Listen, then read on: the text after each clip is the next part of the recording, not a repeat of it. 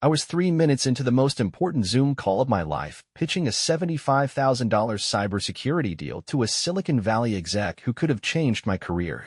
When my screen turned into a pixelated nightmare and my voice cut out like I'd been muted by the universe itself.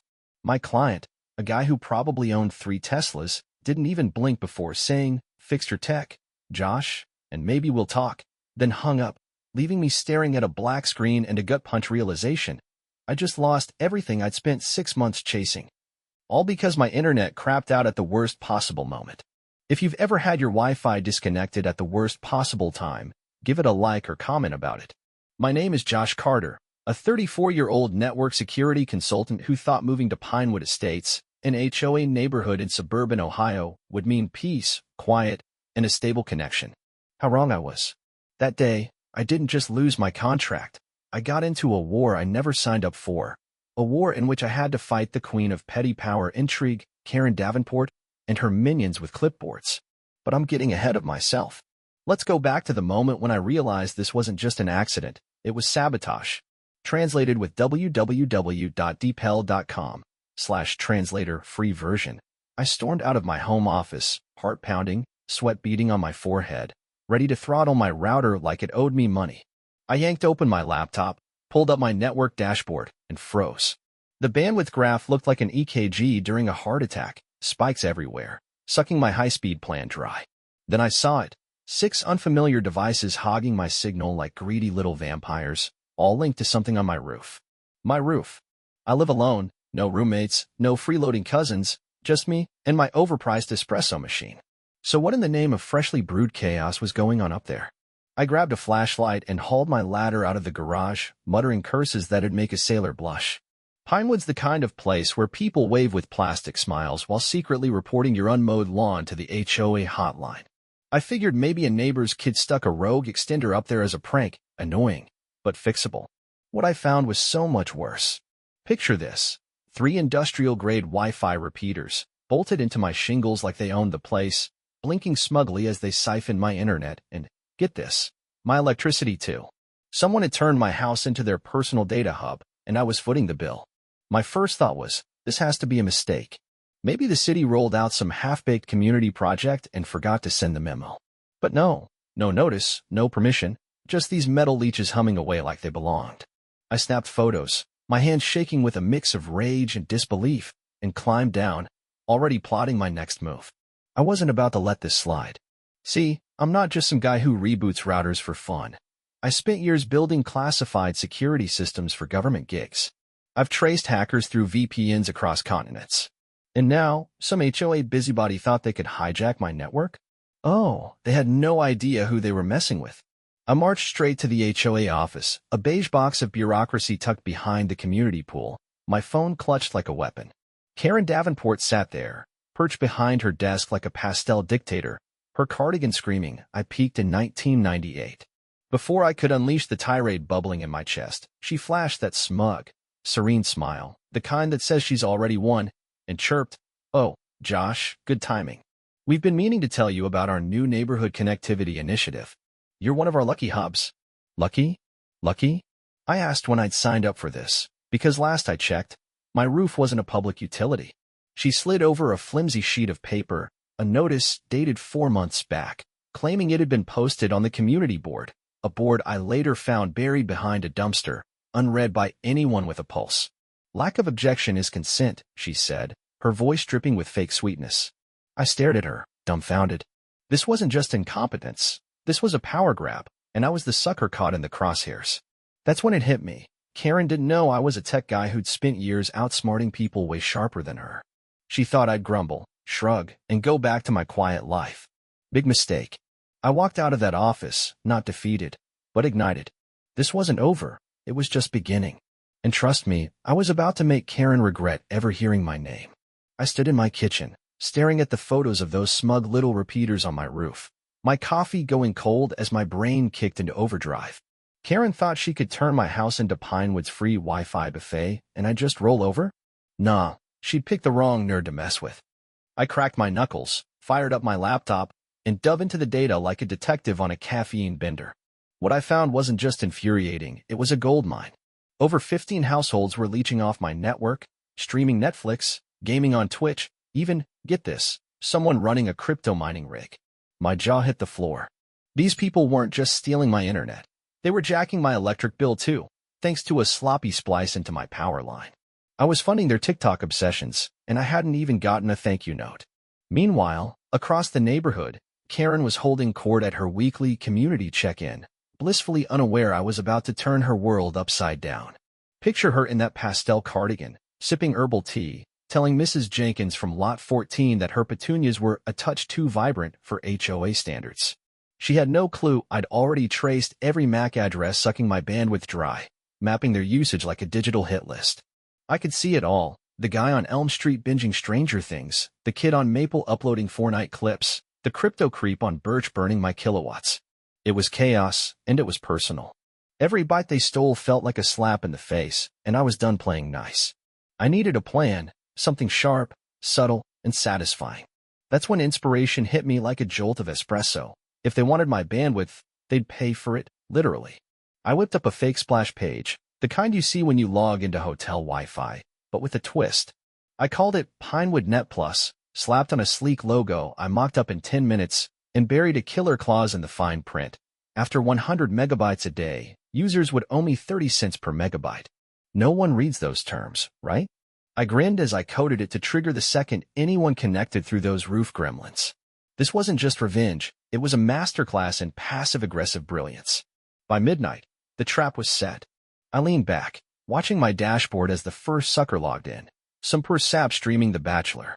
The page popped up, they clicked, agree, and boom, I had their IP, their consent, and their bill racking up.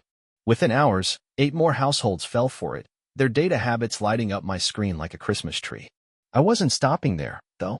I fired off invoices from a burner email under Pinewood Data Solutions, my fake company that sounded just legit enough to fly under the radar. $50 to Elm Street, $120 to Maple, and a juicy $200 to the crypto clown on Birch. My favorite? A $250 bill straight to Karen's treasurer, Tom Harrison, for administrative usage. He paid it the next morning without a peep, sucker. Across town, Karen was still clueless, probably drafting a citation for someone's unapproved mailbox color. But the cracks were forming. I pictured Tom scratching his balding head, staring at that invoice, wondering why the HOA's connectivity program suddenly cost real money. Meanwhile, I was cackling like a supervillain, sipping my third coffee, and plotting phase 2. See, this wasn't just about cash, it was about control.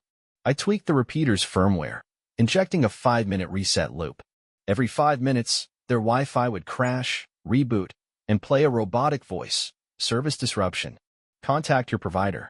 Kids screamed at laggy games, parents cursed buffering TVs, and smart fridges started acting possessed. Chaos, pure and simple. The next day, my inbox pinged with a neighborhood email from Karen, titled, Urgent, Network Issues. She blamed unreliable vendor glitches and promised a fix, but I could hear the panic in her typed words. I leaned back, smirking, oh, Karen, you have no idea what's coming. Then my phone buzzed, a text from my neighbor, Linda Hayes, a sweet retiree who'd always slipped me extra cookies at block parties. Josh, my Wi-Fi's gone haywire. You're the tech guy, any ideas? I froze. Linda wasn't on my hit list, she didn't deserve this. Guilt tugged at me, but so did opportunity. Hang tight, Linda, I texted back. I'll sort it out. She didn't know it yet, but she was about to become my secret weapon and Karen's worst nightmare. I was hunched over my laptop, watching the neighborhood's Wi-Fi implode in real time, when Linda's text lit up my phone again. Josh, it's worse now, my grandkids can't even FaceTime me. Her words hit me like a guilt-tipped arrow. Linda wasn't just a cookie-baking grandma. She was the kind of neighbor who'd check your mail when you were out of town, the heart of Pinewood's quiet charm. I'd unleashed chaos despite Karen, but now it was spilling onto people I actually liked. I rubbed my temples, torn between sticking it to the HOA and fixing this mess for Linda. Then it clicked. Why not do both? I grabbed my keys and headed to her place, 2 doors down, ready to turn a glitch into a game changer. Meanwhile, Karen was pacing the HOA office, her phone buzzing with complaints from furious residents. The Wi-Fi's trash. My Ring doorbell's possessed.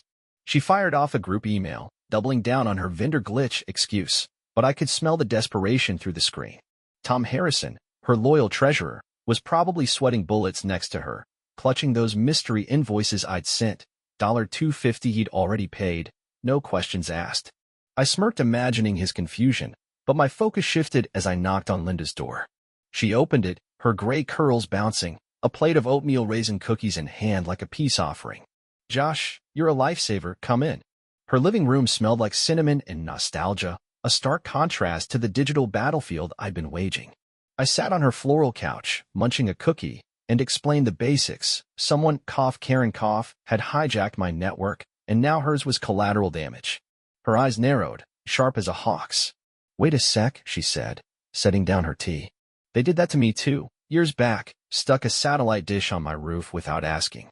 I worked for the FCC, 30 years sniffing out shady tech setups." My jaw dropped mid-bite. Linda Hayes, the cookie lady, was a retired federal badass? This wasn't just an ally, this was a jackpot. We huddled over my laptop like two spies in a heist flick, her sipping tea while I showed her the repeater logs, data usage, power spikes, the works. Her face went stone cold when I pointed out the electrical splice. "That's not just rude, Josh, that's illegal. Unlicensed hardware, utility theft, code violations. I've seen contractors fined 6 figures for less." Her voice had an edge now, like she was itching to dust off her old FCC badge. I grinned, heart racing. "So, what's our play, Linda?" She leaned back, a sly smile creeping up. "We document everything, then we hit M where it hurts." "Oh, I like this, Linda. A lot." While we plotted, Karen was unraveling. My reset loop had turned the repeaters into a neighborhood nightmare, 5-minute crashes, that robotic contact your provider taunt echoing through every smart speaker. Group chats exploded. "Is it aliens?" "No, it's the HOA screwing us again." One guy swore it was big tech testing 5G mind control. I scrolled the chaos on my phone, cackling, but Linda kept me focused. She pulled out a yellowed binder of FCC regs, flipping pages like a wizard with a spellbook. "They tapped your grid, Josh. That's felony territory if we prove intent." "Prove intent?" With Karen's smug, lucky hub, line on record? I was already halfway there.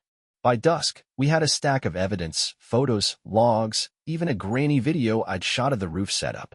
Linda insisted we file an FCC complaint, but that'd take weeks, and I wasn't about to sit on my hands while Karen played HOA dictator.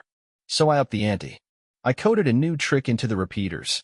Every crash now redirected users to a page that read, "Ask Karen why your Wi-Fi sucks." Simple, petty, perfect. I hit deploy, and within an hour, the neighborhood Facebook group lit up with screenshots. Savage. Who's the legend behind this? I stayed anonymous, but the buzz felt like a standing ovation. Then my doorbell rang. I peeked out, Tom Harrison, red-faced, holding a crumpled invoice. "Josh, we need to talk about these bills." Across the street, Karen's porch light flicked on, her silhouette glaring my way. My pulse spiked. The war was heating up, and I was loving every second of it. Tom Harrison stood on my doorstep, his tie crooked, clutching that $250 invoice like it was a ransom note. "Josh, what's this Pinewood Data Solutions nonsense? The HOA didn't sign up for this." His voice cracked, a mix of confusion and dread. I leaned against the doorframe, casual as could be, fighting the urge to laugh in his face. "Tom, I don't know. Maybe ask Karen why your connectivity initiative comes with a bill now?" His eyes widened, and across the street, I caught Karen's silhouette freeze mid-stare. She knew I was up to something, she just didn't know how deep the hole she'd dug was yet. I waved Tom off with a shrug, "Talk to your boss, man," and shut the door, adrenaline buzzing through me. Inside, Linda was still at my kitchen table, her FCC binder open, scribbling notes like a general plotting a siege. "That was their treasurer?" she asked, not looking up. "Yup," I said, grinning. He spooked, paid my fake invoice without blinking. She snorted, a sound I didn't expect from the cookie queen. "Amateurs. Let's see how they handle this." She slid me a draft FCC complaint, pages of jargon about unauthorized hardware and power theft, all backed by our logs. It was a legal sledgehammer, and I couldn't wait to swing it. Meanwhile, Karen was scrambling. My "Ask Karen why your Wi-Fi sucks" redirect had turned Pinewood's Facebook group into a circus, memes of her face on a router, posts demanding answers. She fired back with a pinned comment. "This is a malicious prank by a disgruntled resident. The HOA is investigating." Investigating me, huh? Good luck with that. At the same time, my reset loop kept hammering their Wi-Fi, 5-minute crashes, that robotic taunt driving everyone nuts. One mom posted, "My kid's Zoom class got cut off mid-quiz. Fix this." Another guy ranted, "I missed the Chiefs game for this garbage." The anger was boiling over, and I was the chef stirring the pot. Linda tapped her pen on the table, eyes gleaming. "They spliced your grid, Josh. Felony if we prove they knew. And that lack of objection excuse? Laughable. I've shut down bigger fish with less." Her confidence was infectious. I fired up my smart home hub and tweaked the game plan. A power-bound script. Whenever the repeaters spiked my electric load, like during prime Netflix hours, it'd cut their circuit for 15 seconds, then flick it back. Just enough to crash streams and confuse the hell out of everyone. But my house? Untouched. I hit run, and within minutes, the group chat erupted again. Power surge. "No, it's the Wi-Fi again." I leaned back, cackling. Karen's vendor glitch lie was crumbling fast. Across town, she called an emergency HOA meeting, locking the community center doors like it was a secret society. Too bad for her. One of those repeaters was still my Trojan horse. I patched into their call, audio crackling through my laptop as I munched popcorn. Karen's voice was shrill. "This is digital sabotage. Josh Carter's behind it." "I know it."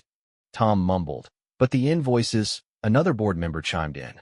"We could get sued if this leaks." I hit record, grinning ear to ear. Then I streamed it live to a private group, Pinewood Unplugged, where 20 residents were already fed up with HOA nonsense. Comments rolled in. "She's lost it. Why's Josh paying for this crap?" The tide was turning, and I was riding the wave. Back at Linda's, she dug up dirt on the contractor who'd installed the repeaters, a shady outfit called Apex Wiring, known for cutting corners. "They've got fines in 3 states, she said, handing me a printout. "Bet Karen picked him to save a buck." My mind raced. Proof of intent was falling into place. I sent her a text. "Found the splice crew. Sloppy and cheap." She replied, "Perfect. Nail 'em." That night, I upped the redirect ante. Now it named Apex 2. "Ask Karen and Apex why your Wi-Fi sucks." Screenshots flooded the group, and someone posted, "Apex? Those hacks botched my garage wiring." The dominoes were falling, and I was loving the crash. Then my phone buzzed. A neighbor, Mike from Oak Lane, DM'd me. "Josh, people are pissed. Karen's blaming you at the meeting, says you're a cyber bully." What's the real story? My heart skipped. The heat was on, but so was the spotlight. Time to play my next card. Mike's DM glowed on my phone. "Karen's calling you a cyber bully. What's the real story?" And I felt a jolt, half thrill, half panic. The neighborhood was waking up, and Karen was flailing, pointing fingers to save her crown. I shot back. "Mike, tell everyone the HOA stuck repeaters on my roof, stole my power, and tanked my $75,000 deal. I'm just leveling the playing field." He replied with a thumbs-up emoji, and I knew the whispers were about to turn into a roar. I leaned over my laptop, Linda peering over my shoulder, her FCC binder, now a war manual. "They're rattled, Josh," she said, her voice low and fierce. Time to twist the knife. Across Pinewood, Karen was mid-meltdown at the HOA meeting, her voice crackling through my hacked repeater feed. "Josh Carter's a menace. He's sabotaging our community." Tom Harrison stammered. "But the bills, where's the money going?" Another board member snapped. "We're bleeding cash and credibility. Shut this down." I streamed it live to Pinewood Unplugged, now 60 members strong, and the chat exploded. "She's lying. Josh is paying their electric bill." I grinned, popping a popcorn kernel. Karen's empire was crumbling, and I had front-row seats. Meanwhile, my power-bound script kept zapping their Wi-Fi, 15-second outages driving residents nuts. One guy posted, "My Alexa just sang happy birthday, unplugged. Help." Linda slapped a printout on the table.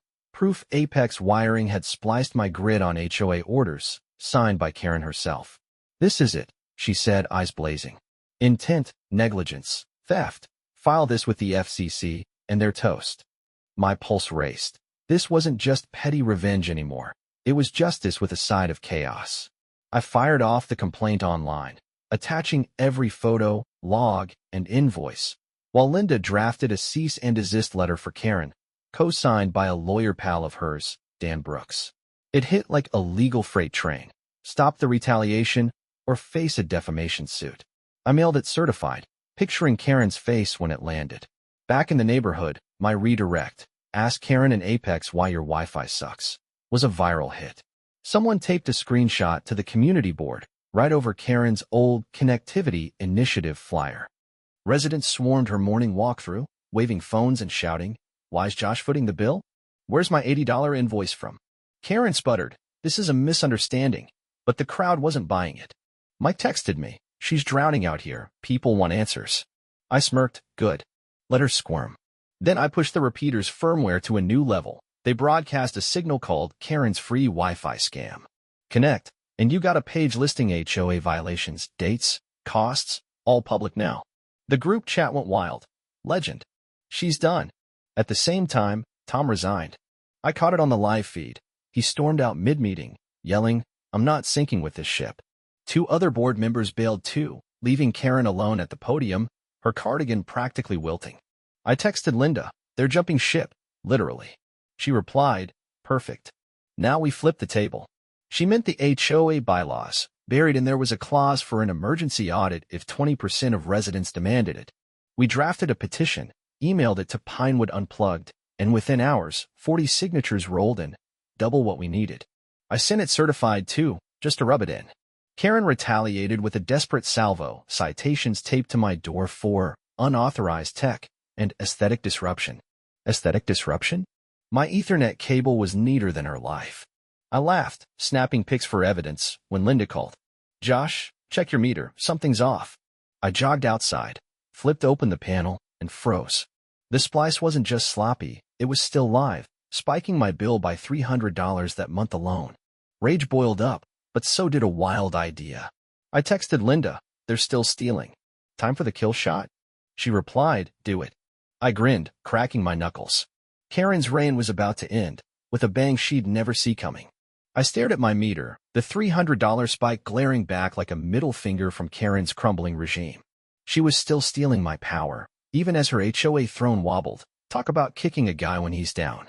But this wasn't a setback, it was fuel. I stormed inside, Linda's "do it" text echoing in my head, and fired up my laptop. "Kill shot time," I muttered, fingers flying. I rewrote the repeater's firmware one last time. Now they'd broadcast Karen's power grab exposed, redirecting to a page with every dirty detail, the splice, the bills, the Apex scam, all laid bare. I hit deploy, leaned back, and waited for the fireworks. Across Pinewood, the fallout was instant. Residents logged into the signal, jaws dropping at the evidence.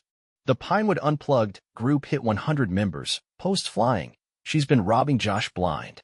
"Apex is trash," my lights flickered too. Meanwhile, Karen was holed up in her office, oblivious, drafting a frantic email about restoring order. Too late, Queen Bee. The audit petition had landed, and 40 signatures forced her to open the books.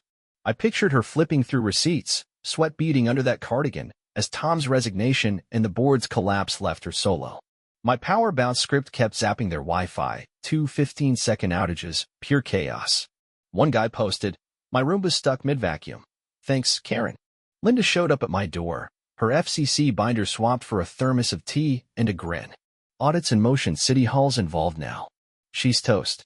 We high-fived, but I wasn't done. I filed a permit for a ham radio tower, legal, zoned, and tall enough to shade Karen's precious roses for 3 hours a day.